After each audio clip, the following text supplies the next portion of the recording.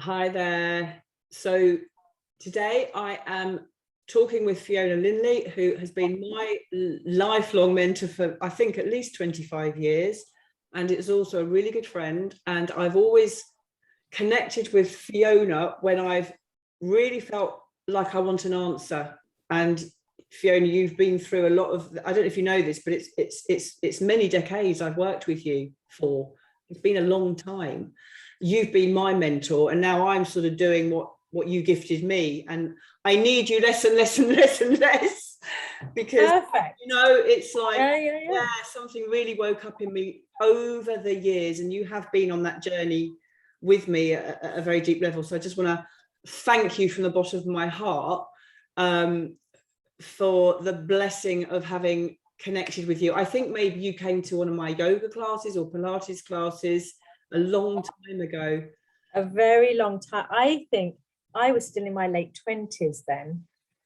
Wow. So it's at least 20 odd years. Yeah. Well, I remember taking my mum to have a session with you.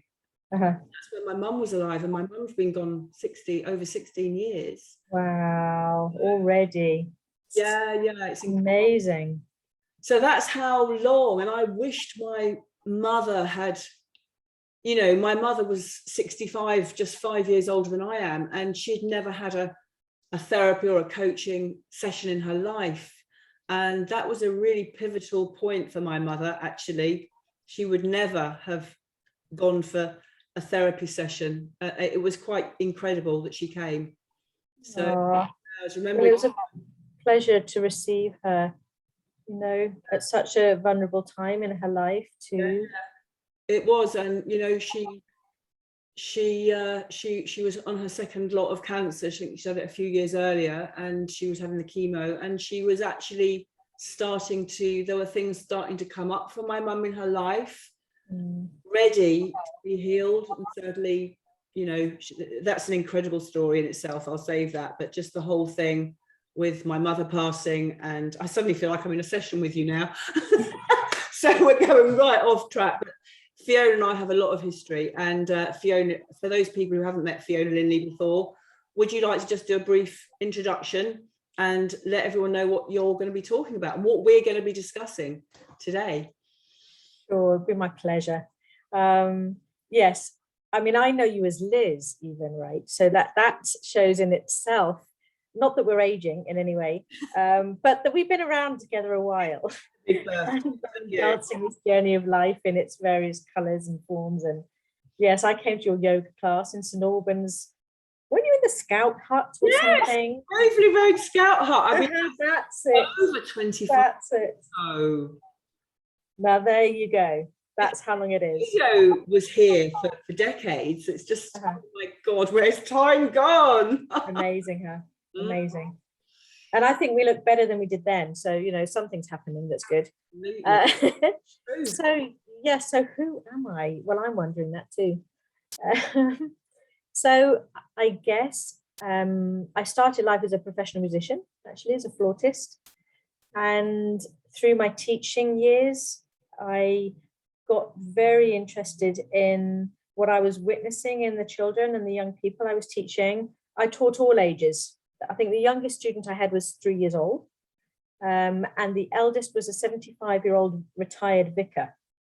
So the different needs of teaching of that age group and age range alone brought me into different issues with relational issues and how to make relationships with all ages and have them learn what they needed to learn and wanted to learn, and also how to inspire learning.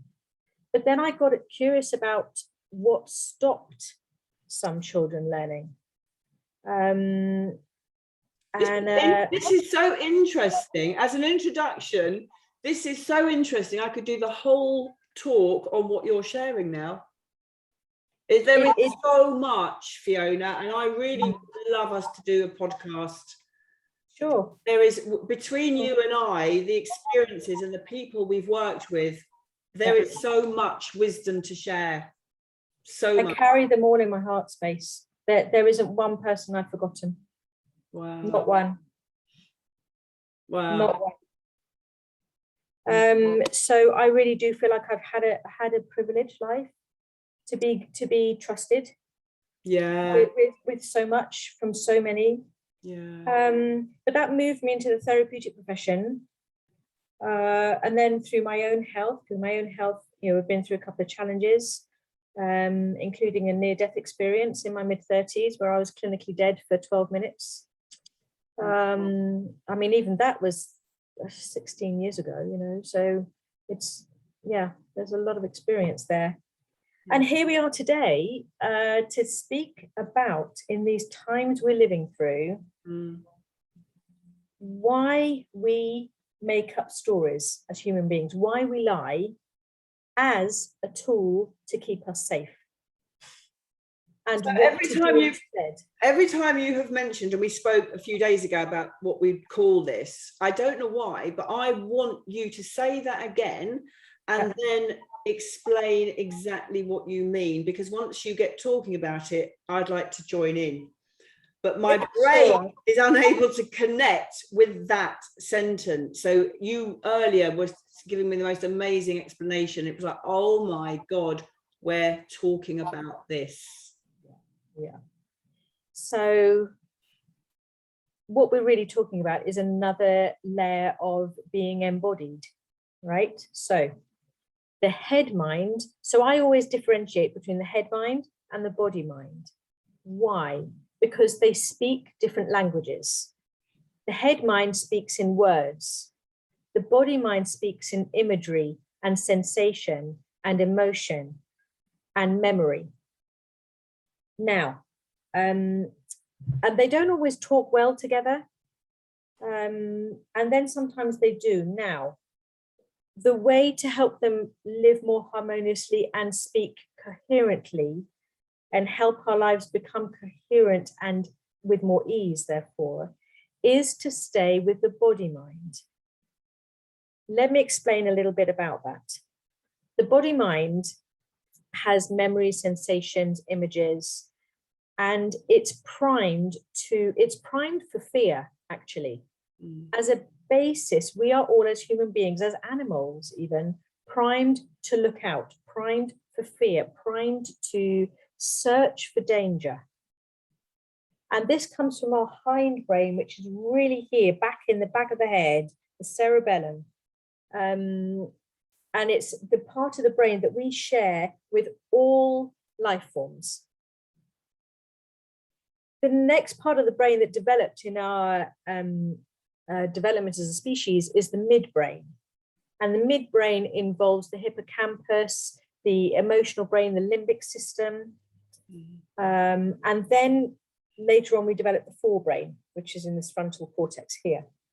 And bear in mind, then we also have two hemispheres of the brain. So we have a left hemisphere and the right hemisphere. They all do different things, but ultimately, it's quite helpful if they can all work as a union together in healthy communion.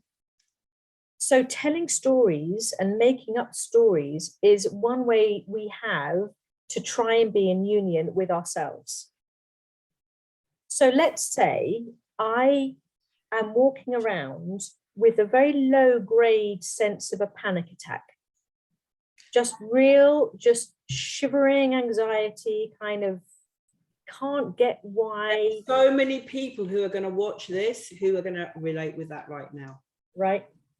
Yeah. So I'm walking around, I'm trying to understand why I feel so awful, yet I'm living in my home, I'm doing my work, but I feel like something terrible is happening. And I might even feel like I'm going to die. My head mind then comes in to look through all its subconscious and conscious memories to go, okay, what's up? What's on? What's happening? All right. The dog's growling when you said that. The dog growled. Really? Yes. In his sleep. Yeah. Right. So he's picked up on what you just said. Yeah. Animals do. So then the head comes. So what the head does is it goes, oh, well, that must be because so-and-so said something horrible to me, or I'm dreading going into work, or I'm feeling like I'm not important, or I'm feeling like nobody listens to me. And that then becomes the story. Now, in a way, that's an innocent version, but it can get quite dangerous when we start doing something called projection and displacement. Now, projection is when we literally project onto another a story of them being bad so that we can feel good. Yeah. I can stay safe. Yeah. And so, well, I'm a good person. It's that person that's bad. You Everyone says this about you. Everyone. Yeah, everyone says you're a bad person. Okay, all right. So it's one way that we have in order to try and stay safe. All right. The truth is, it might help in the short term, but it doesn't help in the long term, because it breaks relationships. It creates such hurt and harm in our world. And actually, what we need to learn to do instead, and to be supported to do, is to stay in our body boundary and learn how to stay with whatever sensation. And I always separate sensation and emotion, and feeling and emotion. They are not the same thing. A feeling is a sensation. So a sensation of cold, hot, fizzy, empty, whatever it is. Yeah. And the emotion is the feeling in motion. Yeah. Okay. The label of the feeling is the head mind. So if we could all learn to speak about, God, I'm feeling really fizzy, and my left leg feels numb, and I feel like that I'm not quite all joined up. Instead of saying I'm angry, I'm sad, I'm split. If we could learn to stay with the truth of our experience, we would help soothe the animal. So that hindbrain, which then would send messages to the midbrain and the limbic system, we're not in danger, we're having a feeling, which then would relax the frontal cortex, in that we don't need to make a story about this. My body is having a feeling. And what I need to do, my head mind, is say, and let me lend you my presence. I feel you. I'm just going to pause there a minute so we can just take a breath together, because this is quite stimulatory. And if anyone's not with us, replay this again, because this is really powerful. This will bring you to presence.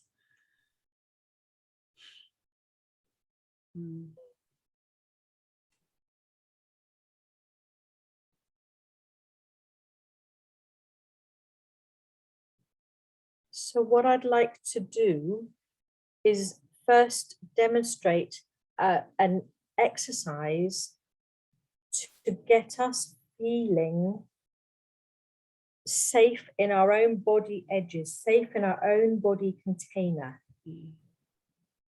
Because from there we can, begin, and we might need support to do this, but we can begin by sort of peeking at a feeling behind a rock, and start approaching it slowly, tenderly, as we strengthen that muscle of a capacity to feel our sensations. Yeah.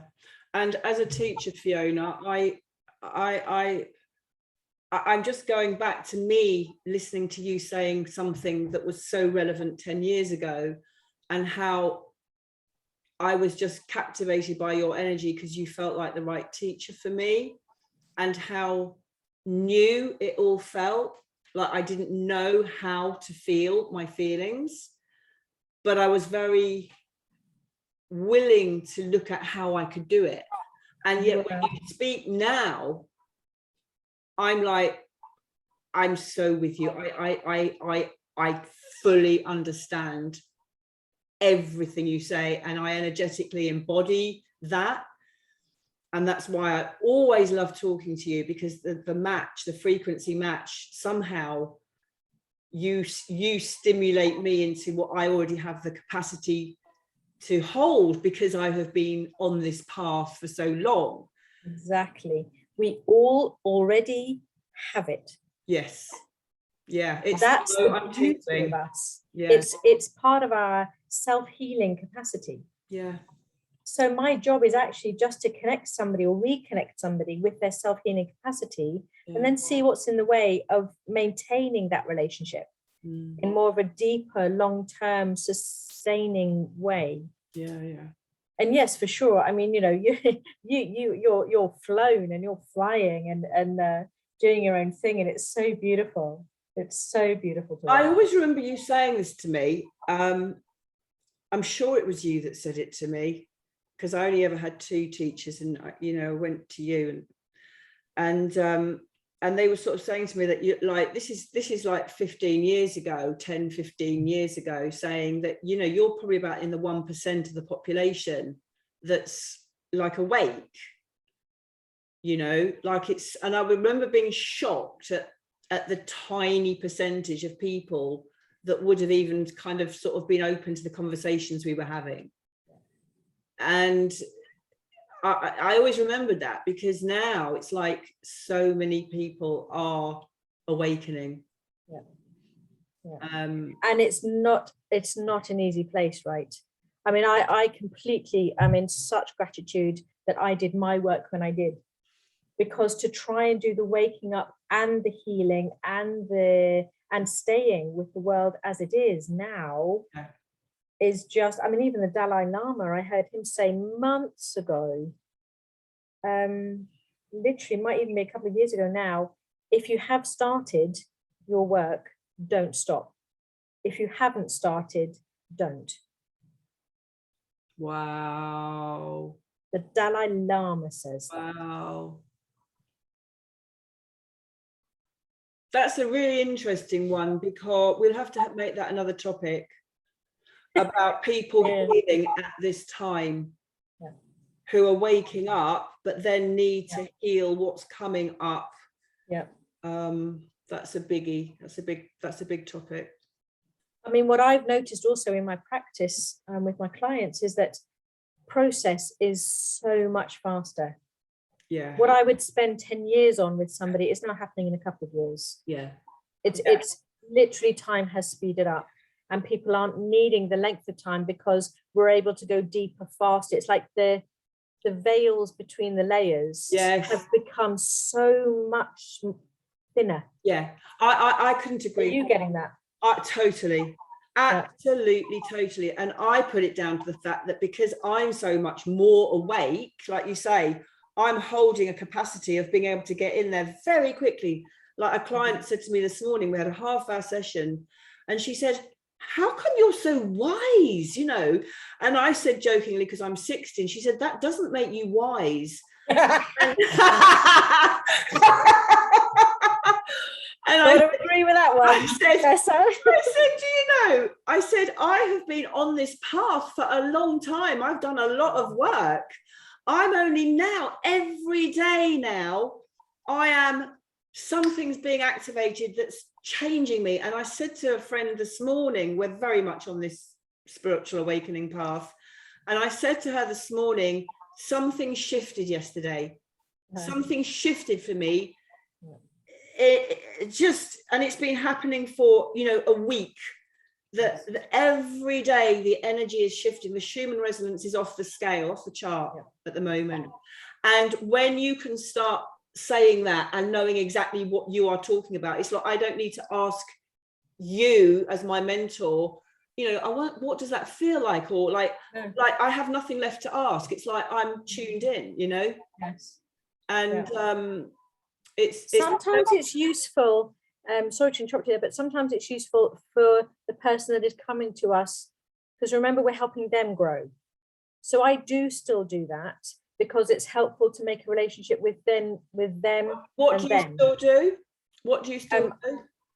I differentiate the layers, and I slow the layers all down, particularly when I'm working with somebody in trauma. Yes, because for them, they just become like a whole vibrating. I totally get that.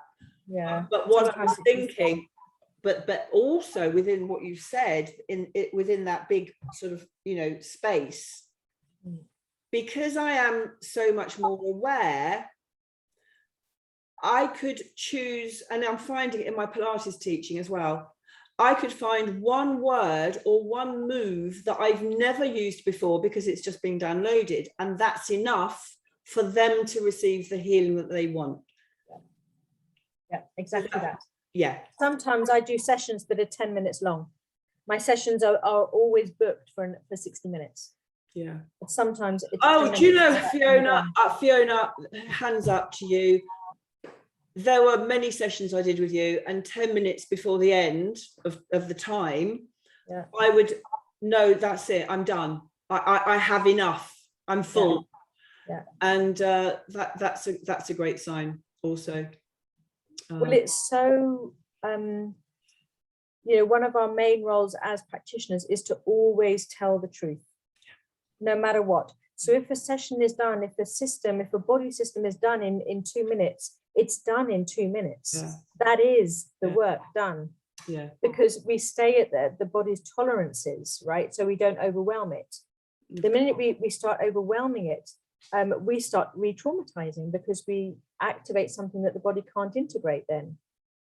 So coming back to the topic, we can't force people to heal. No. And we need to, I'd love to do a session on that, is how do people cope with waking up, and then where does the healing come in? I'm really happy to support you in that wish. So would you like to sum up in one or 2 minutes, just quickly to sum up what it is again that you've said, because it's been fascinating, and I'm looking forward to watching this back, to actually taking it in more. Sure. Yeah. So what we've spoken about today is that there's a head mind and a body mind, and they speak different languages. And part of the head mind's language is to make up a story so that the body can have a reference point and a felt sense of feeling safe as a container. So in order to do that, it makes up stories, and there's no criticism in that, right? It doesn't matter whether they're true or not. But it does, actually, because it can cause great harm. But instead, if we can all learn as a species to sit in the body mind, sit with the sensation that our physiology is literally feeling the sensation, then we remain embodied, we remain safe, the process is allowed to go through, the body reclaims its inherent inner position, which we all have. So the body might shake, it might cry, it might rage, it might curl up, it might do whatever it needs to do in order to just go through. And then I encourage presence and capacity in staying with it and allowing. And that keeps us grounded and feeling more solid. And the opposite to that would be, what would that look like?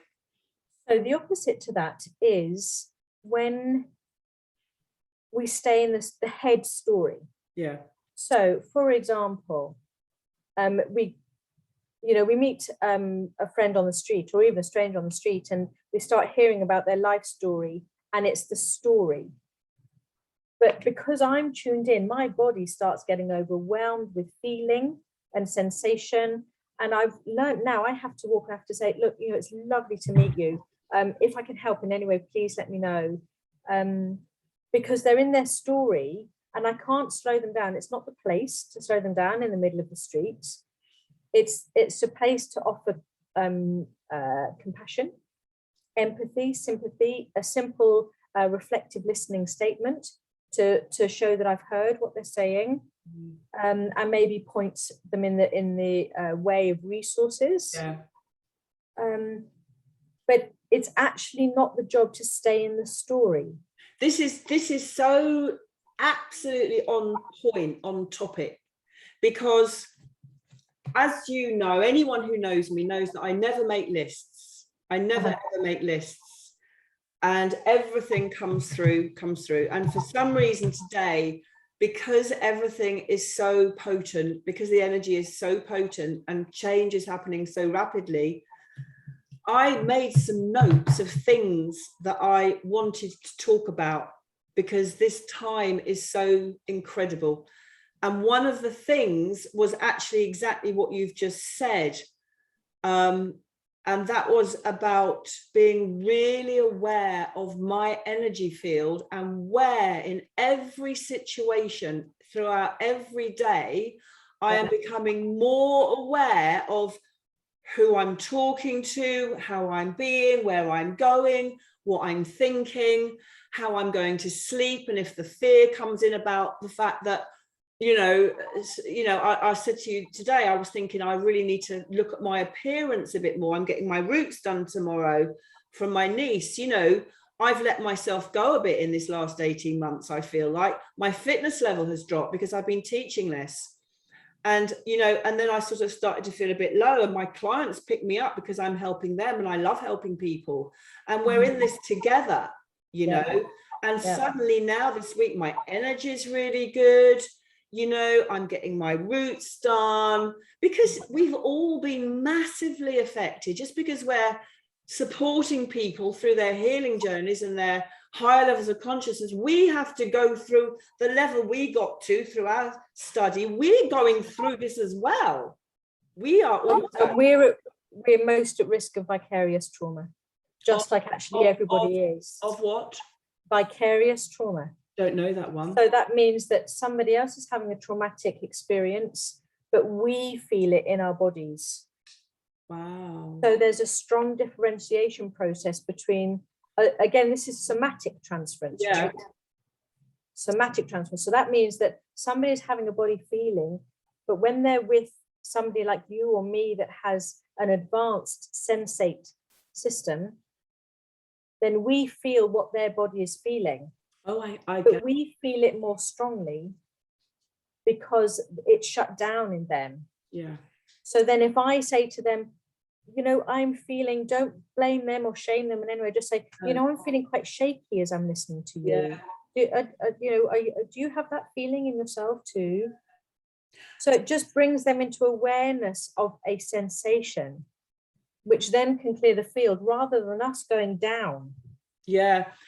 Fiona, I'm very aware of that. Very, very aware of that. Yeah. And that's why I am knowing when to put the brakes on and where I am. If I've stopped for my lunch and I've popped out, to get some olive oil because I ran out, and I come back and someone stops me in my dinner as I'm doing my dinner, and someone stops me, unless they now were dying on the ground, I would make sure that my need is met. Yes. It's really important, and it can be done kindly, as you know. You can say, look, I've just left something on the stove. Would you mind if I just dealt with that? And we met in half an hour, and schedule whenever it is. And I think but unless we model that, people don't know that it's safe for them to have their rhythm. Exactly. We need to have this is for any therapist that's listening, any healer, any therapist that's listening. And I keep saying this, that your self-love is the most important thing, because without that, we cannot help the people who need us to we spoke about this a little bit last time, didn't we, about self-love and selfish? Yes. And the difference. Yeah. Brilliant topic. Fiona, thank you so much. I've really enjoyed this, and I hope you have to, if you have done, please share, please like and share, and see you again soon. Take care. Thanks. Absolute pleasure. Thanks for inviting me. Take care now. Bye-bye.